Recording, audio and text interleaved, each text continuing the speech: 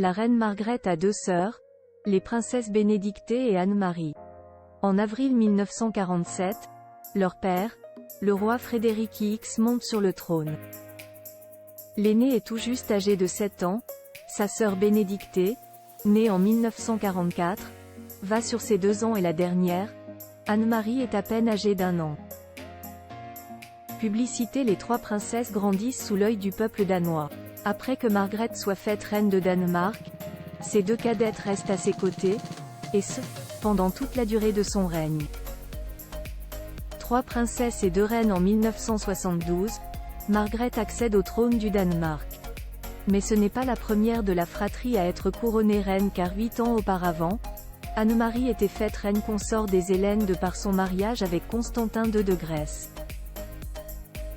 Si la souveraine danoise reste près de 52 ans au pouvoir, Anne-Marie ne portera son titre royal que pendant 8 ans, 8 mois et 14 jours.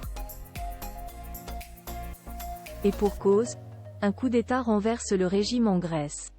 Son mari est destitué en juin 1973 et le couple, entouré de ses 3 enfants, est contraint à l'exil.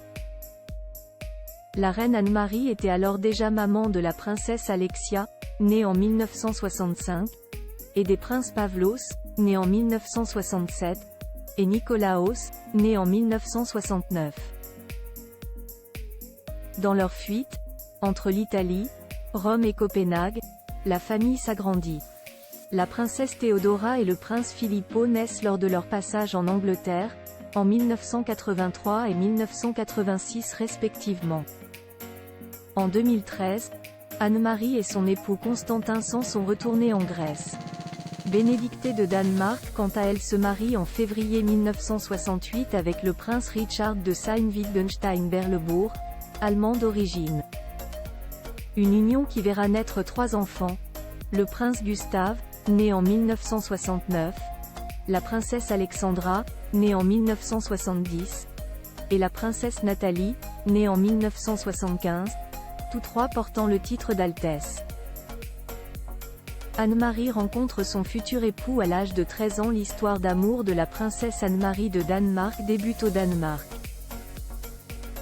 La fille du roi Frédéric X rencontre le diadoque, ainsi est nommé l'héritier du trône de Grèce, à l'âge de 13 ans, venu dans le cadre d'une visite d'État de ses parents le roi Paul Ier de Grèce et la reine Frédérica.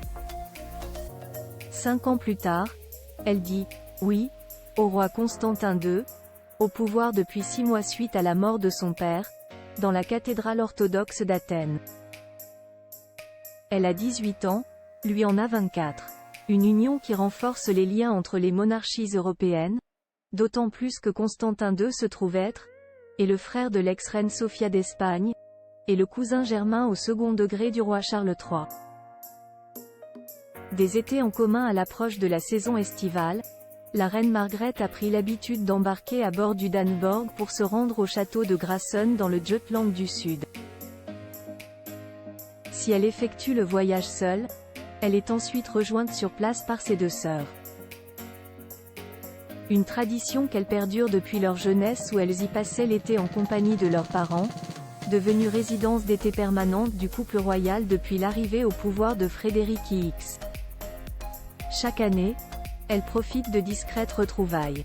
Et ce ne sont qu'à de rares occasions que le trio est aperçu, pour assister à la relève de la garde par exemple. Veuves toutes les 3 au cours de l'année, il arrive aussi que Bénédicte et Anne-Marie soient aperçues auprès de leurs sœurs. Maman de 3 enfants et grand-mère de 5 pour la première, et mère de 5 enfants qui auront à leur tour accueilli 9 enfants, les réunions familiales se font en grand comité. Mais désormais, les 3 princesses sont veuves. Il y a tout juste 1 an, le 10 janvier 2023, disparaissait l'ancien roi des Hellènes Constantin II. Margrethe a fait le deuil de son époux le prince Henrik de Danemark, en 2018, 1 an après la disparition de Richard de Sayn-Wittgenstein-Berleburg, l'époux de la princesse Bénédicte.